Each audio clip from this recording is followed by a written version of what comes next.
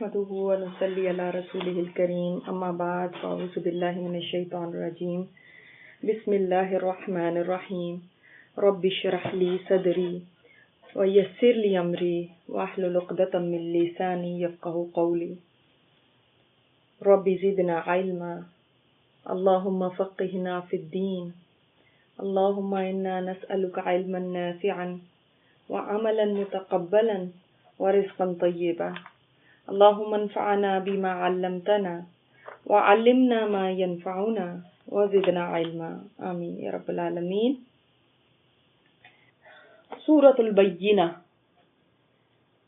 बाज़ कहते हैं कि ये मदनी सूरत है, बाज़ कहते हैं मक्की सूरत है। इसमें इख्तलाफ है कि ये मक्की है या मदनी सूरत है। बारकैफ इसके बारे में एक बड़ी खूबसूरत रिवायत आती है कि जब ये सूरत उतरी तो जिब्राईल अलैहिस्सलाम ने आप सल्लल्लाहु अलैहि वसल्लम से फरमाया कि अल्लाह का आपको हुक्म है कि ये सूरत हज़रत उबई बिन काब को सुनाएं। आप सल्लल्लाहु अलैहि वसल्लम हज़रत उबई बिन काब के पास आए और फरमाया कि अल्लाह ताला ने हुक्म दिया कि मैं आपको ये सूरत सुनाऊं। तो हज़रत उबई बिन काब ने पूछा, या रसूल अल्लाह, क्या अल्लाह ताला ने मेरा नाम लिया? तो आपने फरमाया हाँ। हज़रत उबई बिन काब रोने लगे, अल्लाह ने मेरा नाम लिया। सुभान अल्लाह, अल्लाहु अकबर। ये भी कितना बड़ा ऑनर है ना कि अल्लाह ताला किसी का नाम ले और फिर अपने नबी से फरमाए कि आप उनको सुनाएं ये सूरा। तो उसकी वजह से बाज़ उलमा कहते हैं कि ये मदनी सूरत है, क्योंकि वो कहते हैं उबई बिन काब तो मदीना में थे। और लेकिन हज़रत आयशा की एक रिवायत मिलती है कि ये सूरत मक्की है। तो हो सकता है अल्लाह ताला की तरफ से ये हुक्म आया हो कि आप उबई बिन काब को सुनाएं, लेकिन वो ये पहली दफा ये सूरत नहीं उतरी हो, ये सूरत उतर चुकी हो पहले। वल्लाहु आलम। बाहर क्या सूरा को देखते हैं। बिस्मिल्लाहिर रहमानिर रहीम। पहले तो ये बय्यिना जो है ना, ये लफ्ज ये इस सूरा में ही आया है। और बय्यिना का मतलब होता है क्लियर प्रूफ। ऐसी यानी ऐसा प्रूफ, ऐसी बात, ऐसी क्लियर एविडेंस जिससे हक और बातिल बिल्कुल अलग अलग हो जाए, कोई कंफ्यूजन ना रहे। समझ आई बात? जो दूसरे को आजिज कर देना कि अब दूसरा कुछ कह नहीं सकता कि मैं नहीं मानता, अब ये कोई कह नहीं सकता, क्योंकि वो इतनी वाज़ेह चीज है। जैसे आपके सामने कोई चीज आ जाए, दूसरा आपके सामने रख दे, ये लिखो, ये देखो, अब ये तुम्हारे सामने, अब आप क्या कहेंगे? अब तो आप स्पीचलेस हो गए क्योंकि अब आपके सामने आ गई। तो ये बय्यिना कहते हैं ऐसी क्लियर प्रूफ को। ठीक है। और इस सूरत में हमें पता चलता है कि रसूलुल्लाह सल्लल्लाहु अलैहि वसल्लम को अल्लाह ताला ने क्यों भेजा। अब आपने सूरह अलक में पहली वही के बारे में पढ़ लिया, अल कदर में आपने कि कुरान कब उतरा, और इसमें कि क्यों अल्लाह ताला ने ये कुरान देके भेजा है। और मुफस्सिरीन कहते हैं कि ये सूरा मुश्किल तरीन सूरतों में से है तफसीर के एतबार से। बिस्मिल्लाहिर रहमानिर रहीम। लम यकुनिल लदीन कफरू, नहीं थे वो लोग जिन्होंने कुफर किया। किन में से कुफर किया? मिन अहलिल किताब, अहले किताब में से। अहले किताब में से भी तो थे जिन्होंने कुफर किया था कि हम नहीं मानते। यहूद थे, जबकि उनके पास क्लियर एविडेंस आ चुकी थी। वल मुशरिकीन, और मुशरिकों में से। मुनफक्कीना, बाज आने वाले। कैफ, कैफ भी इसका रूट बताया गया, और वैसे इसका नाम मतलब फक्का कहते हैं अलग अलग करने को, जुदा जुदा करने को, तो अलहदा करने को। तो यानी वो अलहदा नहीं होने वाले थे। हत्ता तअतियहुमुल बय्यिना, यहां तक कि आ जाती उनके पास बय्यिना। यानी ये अहले किताब और मुशरिकीन में ये बाज नहीं आने वाले थे जब तक कि इनके पास बय्यिना ना आ जाती। ये क्यों कहा गया? इसलिए कि ये लोग कहते थे कि हमें कोई दलील ला के दे। बगैर दलील के तो इन्होंने अपने शिर्क से बाज नहीं आना था। तो अल्लाह ताला ने फिर क्लियर दलील दे दी, बय्यिना दे दी। बय्यिना क्या है वो अगली आयत में आएगा। लेकिन ये हमें पता चलता है कि वो लोगों ने अपने किस चीज से बाज नहीं आना था, किससे अलहदा नहीं होना था? अपने शिर्क से, अपने कुफर से। ये तो मुशरिकीन शिर्क कुफर में थे। अहले किताब भी इस चीज से कि हमने नहीं मानना, जो अपनी हट धर्मी थी, इससे बाज नहीं उन्होंने आना था। جب تک ان کے پاس بینہ نہ آ جاتی، واضح کوئی چیز نہ آ جاتی۔ اللہ نے واضح چیز اتار دی، اور وہ بینہ کیا ہے؟ رسول من اللہ یتلو صحفا مطہرہ، ایک رسول اللہ کی طرف سے، یتلو جو پڑھتا ہے، صحفا صحیفے، مطہرہ، مطہرہ کیسے ہیں؟ پاکیزہ، طہارت بھی اسی سے ہے نا، طہر بھی اسی سے ہے، یعنی ایسے پاکیزہ جن کو ہاتھ لگانے والے فرشتے ہیں، شیطان نہیں ہے، شیطان اس کے قریب نہیں آ سکتا، فرشتے ہیں، اسی لیے پاک لوگوں کو ہی اس کو چھونا چاہیے، یعنی جب انسان پاکی کی حالت میں ہو تبھی اس کو چھوئے، اور اگر عورت حیض سے ہے تو پھر کوئی کپڑا یا کوئی گلو پہن کے اس کو چھوئے، کیونکہ اس کو چھونے والے اللہ تعالیٰ نے فرمایا پاکیزہ ہی ہیں۔ تو البینہ کیا ہے؟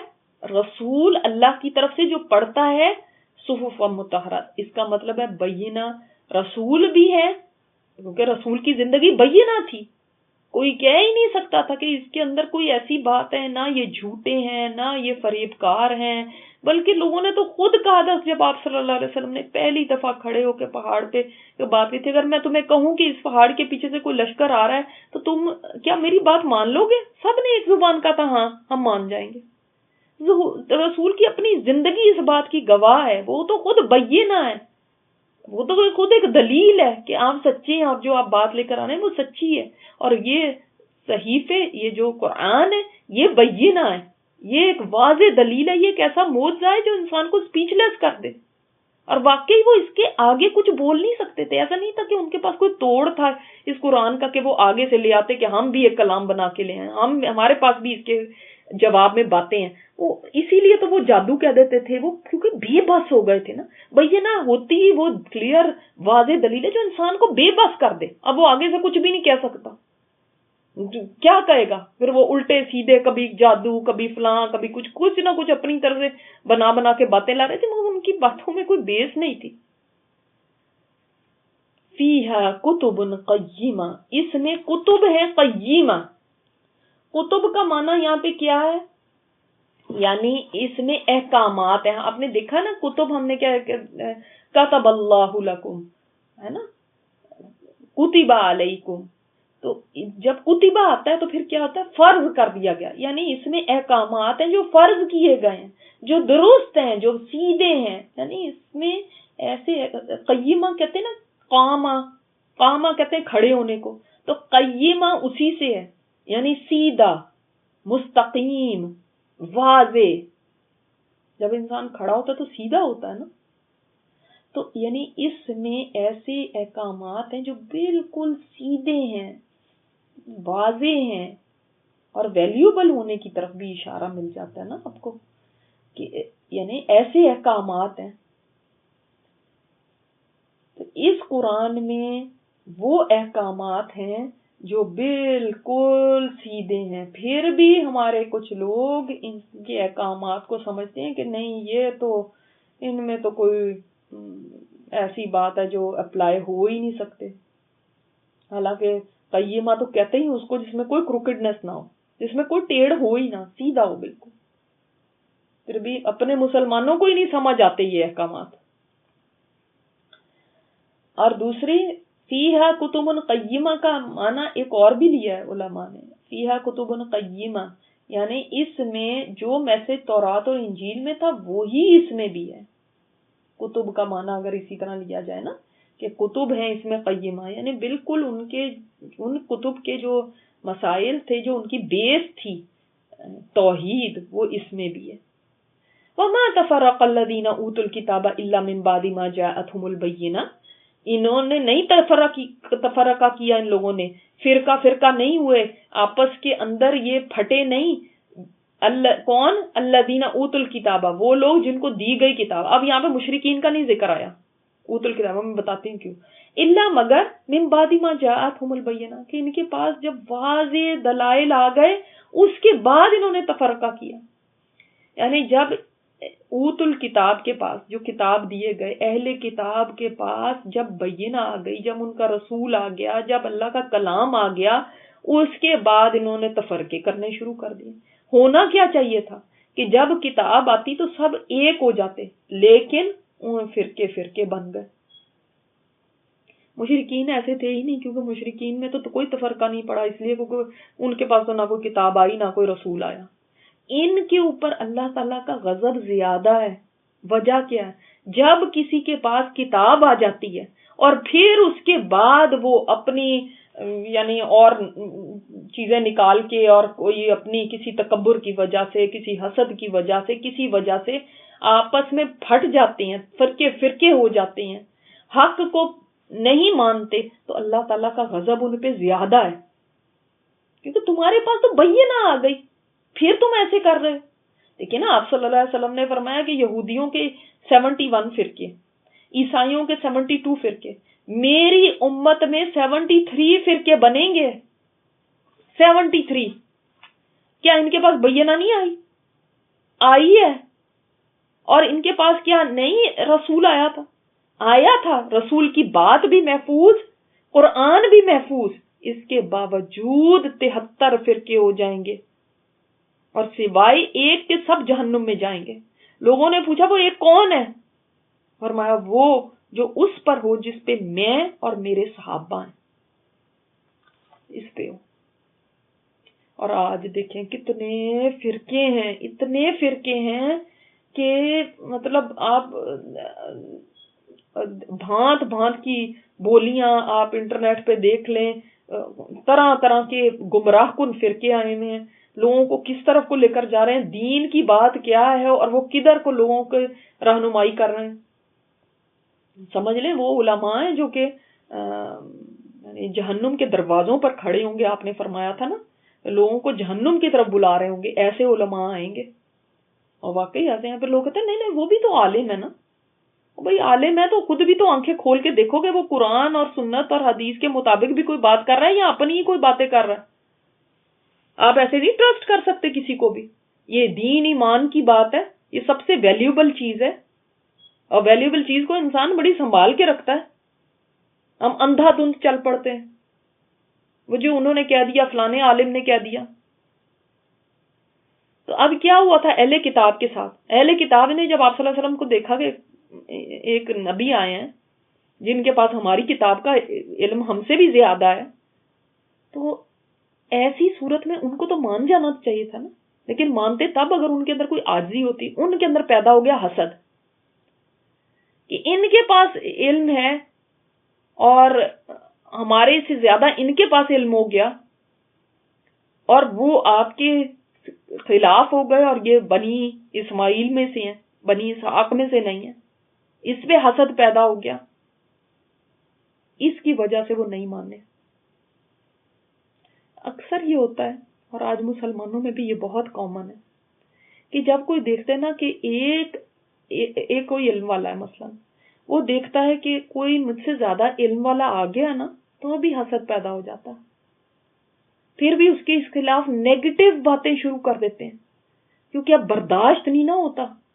یہ مجھ سے زیادہ علم والا، تو اب اس کو میں کیسے پیچھے کروں، کیسے کاٹوں اس کو کاٹنے کے لیے نیگیٹو پروپیگنڈا. آپ کو پتا ہے امام بخاری جو تھے، ان کی زندگی کے جو آخری ایام تھے، وہ اپنے علاقے میں واپس چلے گئے، جہاں سے علم لیا تھا واپس گئے. جب تو ان کا بڑا وہاں پہ استقبال ہوا، ان کے بڑے مشہور ہو گئے تھے. تو بہت سے جو دوسرے علماء تھے وہاں پہ، وہ تو جہلس ہو گئے، کیونکہ ان کے شاگرد ان کو چھوڑ کے بخاری کے پاس جانے لگے. اب جیسے آپ کے علاقے میں کوئی آ جائے، کوئی بڑا عالم آ جائے، تو جو چھوٹے لوگ ہیں جو پہلے کوئی درس کرتے تھے، کوئی کرتے تھے، سب ان سے چھوڑ کے وہ بڑے عالم کے پاس چلے جائیں. تو اب وہ جو جن کے پاس پہلے لوگ جاتے تھے، ان کو تو یہ نہ لوگ سارے چھوڑ کے ہمیں جا رہے ہیں. اب وہ ان کے بارے میں نیگیٹو باتیں شروع کر دیں، نہیں یہ تو ایسے ہیں، یہ تو یہ ہیں، یہ تو اسی طرح ان لوگوں نے بھی شروع کر دی، اور ایسا نیگیٹو پروپیگنڈا، ایسی افواہیں اڑانی شروع کر دی امام بخاری کے بارے میں کہ جس سے ان کے اوپر بڑی سختی آئی، ان کو بڑی ان کو ایذا ان کو ملی. تو انہوں نے سوچا کہ میں بس اب یہ علاقہ چھوڑ کے چلا جاؤں گا. اور جب وہ جانے والے تھے نا، تو اسی میں ان کی وفات ہو گئی. تو یہ جو جیلسی ہوتی ہے نا، یہ گروپس میں، آرگنائزیشنز میں، فرقوں میں، کہ یہ کیوں آ گئے ہیں، یہ اب کریں گے، یہ بھی بہت ہی بہت ہی تکلیف دہ چیز ہو جاتی ہے کہ یہ بھی آپ کا اخلاص ختم کر دیتی ہے. اس کا مطلب اللہ کے لیے تو نہیں ہے نا. اسی وجہ سے آپ کو پتہ ہے بعض علماء کہتے ہیں کہ آپ ایک شیخ کے پاس جب بیٹھیں، ایک عالم کے پاس بیٹھیں، تو آپ دوسرے علماء کی تعریفیں نہ کریں. یہ نہ ہو کہ اس میں کوئی جلسی پیدا ہو جائے، وہ اپنا بیڑا غرق کر دے. تو ان کے پاس کیا یہ تفرقے ہو گئے. جبکہ ہونا کیا چاہیے کہ جب کتاب آ جائے، جیسے سورہ آل عمران میں بھی اللہ تعالیٰ نے فرمایا ہے ان لوگوں کی طرح نہ ہو جانا جن کے پاس واضح بینات آئیں اور پھر اس کے بعد انہوں نے اختلاف کیا اور تفرقہ ہو گئے. آج بھی اگر اخلاص آ جائے کہ اللہ کی خاطر کرنا ہے تو پھر یہ تفرقے نہ ہو. لیکن آج کیا ہے، آج آپس کے اندر کیوں پھٹے ہوئے ہیں؟ آج یہ آپ کو اتنے فرقے کیوں نظر آ رہے ہیں؟ اس کی وجہ صرف ایک ہے کہ بس میری دکان چمکے، ہم اوپر ہوں، یا ہمارے استاد یا ہمارا فرقہ یا ہم، بس یہی سب آگے ہونا چاہیے. اس وجہ سے یہ آپ کو اتنے فرقے نظر آتے ہیں. ادروائز اگر سب ایک قرآن کی رسی کو پکڑ لینا تو یہ اس طرح کے تفرقے پیدا نہ ہو کہ دوسرے کو کافر کہہ رہے ہیں، کوئی کسی کو کچھ کہہ رہا ہے، کوئی دوسرے کے دشمن بنے ہوئے ہیں. کوئی ہاں اختلاف ہو سکتا ہے، اختلاف رائے میں کچھ حرج نہیں ہے، اور اختلاف رائے ہونا ایک نیچرل بات ہے، صحابہ کے درمیان بھی ہوا تھا. لیکن اس کی وجہ سے یہ جو فرقے بن جانا ہے، ایک دوسرے کو کاٹ رہے ہیں، یہ نہیں ہونا چاہیے. سبحانک اللہم و بحمدک، نشہد ان لا الہ الا انت، نستغفرک و نتوب الیک.